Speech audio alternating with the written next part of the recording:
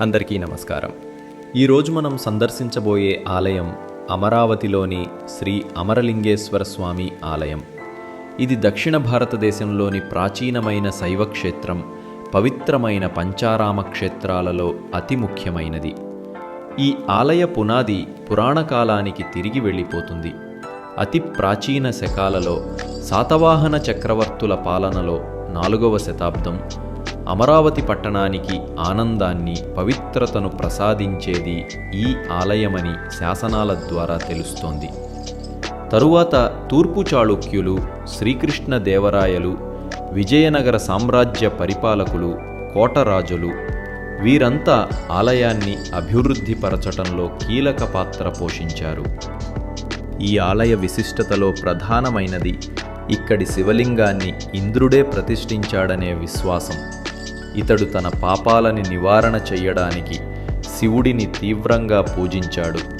అప్పుడే ఇక్కడ స్వయంభులింగం వెలిసింది. ఈ లింగం ప్రత్యేకత ఏమిటంటే ప్రతిరోజు అది కొంచెం కొంచెంగా పొడవుగా పెరుగుతుండేది. అగ్గిపుల్లతో దాని పెరుగుదల ఆపటానికి ప్రయత్నించగా శివలింగం నుండి రక్తధార పొంగినట్లు ప్రతీతి. ఈ నెరసిన మచ్చల్ని ఈరోజు కూడా చూడొచ్చు. అమరలింగేశ్వర ఆలయం అద్భుత నిర్మాణ శైలి కలిగి ఉంది.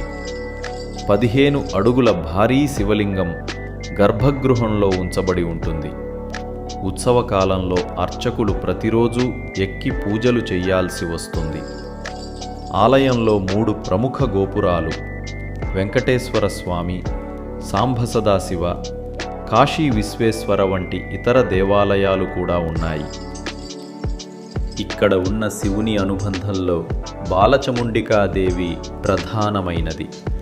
ఆలయంలో 4 మూలల్లో 4 ముఖ్య శైవాలయాలు ఉన్నాయి. కాలభైరవ, శ్రీశైల మల్లికార్జున, కాశీ విశ్వేశ్వర, శ్రీకాళహస్తీశ్వర దేవాలయాలు. అత్యంత ప్రసిద్ధి చెందింది మహాశివరాత్రి ఉత్సవం.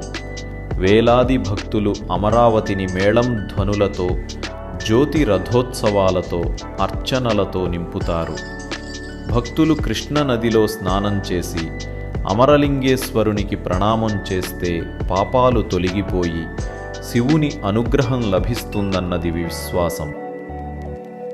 18వ శతాబ్దంలో వసిరెడ్డి వెంకటాద్రి నాయుడు తన పాలనలో అనేక తప్పుల్ని గుర్తించి అవి సరిదిద్దుకునేందుకు తన అన్ని సంపదలను వినియోగిస్తూ ఆలయ పునర్నిర్మాణానికి కృషి చేశాడు. ఇటు పురాణ ప్రాముఖ్యత, అటు చారిత్రక ప్రాముఖ్యత రెండింటినీ కలబోసిన మెట్లన్నీ శిల్పకళా గొప్పదనం మీ కళ్ల ముందు ప్రత్యక్షమవుతాయి. ఈ ఆలయపు మరొక ప్రసిద్ధ లక్షణం కృష్ణనది ఇక్కడ ఉత్తర దిశగా ప్రవహించడం. ఇది పుణ్యక్షేత్ర విభాగంలో ఎంతో మర్మముంటుంది. స్కంద పురాణ ప్రకారం ఈ క్షేత్రంలో 3 రోజుల పాటు నివసించిన, నదిలో స్నాన చేసి దీనిని దర్శించిన వారందరికీ మోక్షం లభించదనే విశ్వాసం ఉంది.